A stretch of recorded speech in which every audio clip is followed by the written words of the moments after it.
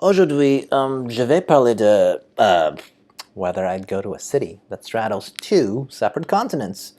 Ooh, and whether Mr. Fluffy's into it too. But you know, he can't talk, so we'll see whether he'll express himself clearly with his piercing good looks and perhaps some body language. Okay? Ayo, XenPuck here. It's time for another Mr. Fluffy video. Okay, so I'm really just including the cat so that my wifey would actually watch my videos. Okay, I'm kidding. She has a very tough and demanding job while I goof around on the internet. So, you know, I'm totally fine that she doesn't actually get to all my clips. But I know if Mr. Fluffy's in it, she'll totally watch them. Okay, so that makes both me and her happy. Two birds with one stone. Oh yes, I said birds, Mr. Fluffy. Wouldn't you like to see one of those?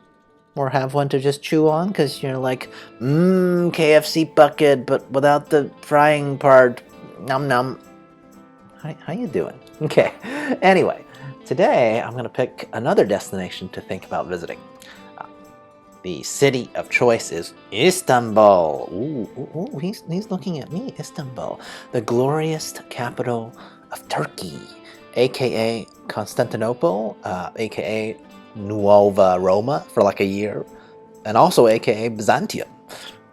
Personally, I like Byzantium the best because it makes the city sound certifiably ancient, which I guess is fitting because this is a very historical city with layers of culture lathered on top of each other. Okay, so let's go through the same old criteria as last time. Number one, location.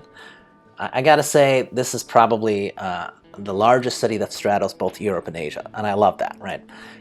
Heck, before I started doing the research, I thought this was the only city that straddled Europe and Asia. Apparently that's not the case. There are other places that can claim to be of two continents, but they're much smaller, right? So that fact is very cool. My mind immediately went to, like, is there somewhere in the city where I could physically straddle or hop between two continents? But alas, apparently the dividing line is the Bosphorus Strait, which is, well, water. So unless there's some sort of demarcation line right on the bridge that crosses that strait, I may be out of luck for that one, right? Another thing that I really like about the geographical setup of Istanbul is that, at least on paper, there's, you know, because it's both European and Asian, there are two separate parts of town, right? I'm actually kind of curious as to what the less touristy side, which is the Asian side, I'm curious what that's like. I'm also curious, as an Asian person, whether I would think that any part of the Asian side look familiar. Now, I totally get that this is West Asia, and it's about as west in Asia as you can go, so it's possible that I don't recognize any similarities. Still, if you know me, you'd know that I'd rather go visit the less touristy part of town anyway. And, you know, super into wanting to see the structural contrast within a metropolis, especially when it's supposed to be both European in some ways and Asian in others, right? Okay. Point number two, food. Now, I definitely have some expectations of great Mediterranean food for the city, right? Though I don't know enough about what makes, you know, Turkish food actually, you know, Turkish food. I feel like my only knowledge of Turkish food is street food that I've had in Berlin, actually. So strangely, maybe my expectation can be completely... I'm sorry. Maybe it can be completely blown out of the waters, right? However, my wifey has actually expressed a particular fondness of Mediterranean or Near Eastern or Middle Eastern food, I guess. So for once, we're totally aligned on adventuring on the food front, right? All I want are kebabs, and I'd be happy if I could discover 3 new dishes that I haven't had or rarely can find when I'm back in the US, right? That would be my goal. Now, I don't think this is super hard, as my exposure to Mediterranean food is just rather low. I mean, heck, these days I've been watching, you know, videos on like the shakshuka egg recipes, and I haven't even tried that. Same with Turkish delight, right? I've totally heard about these and honestly can't recall if I've ever had one of those either, so that needs to be rectified. Okay, now, point number 3, attractions. Hagia Sophia, obviously, this is a totally definite that I would have to visit. I understand it's super touristy, but you can't go to a major city like that and skip the most prominent landmark, right? unless you're me and we're talking about Paris and how I've somehow managed to ignore the Eiffel Tower despite having gone to Paris a few times, right? But that's because I know I'll be back to Paris again and again. Whereas for Istanbul, I don't know, I gotta get the very first trip in before I can commit to repeat visits, right? Next on the list, I saw on these touristy sites, the Grand Bazaar, I don't know how you say this.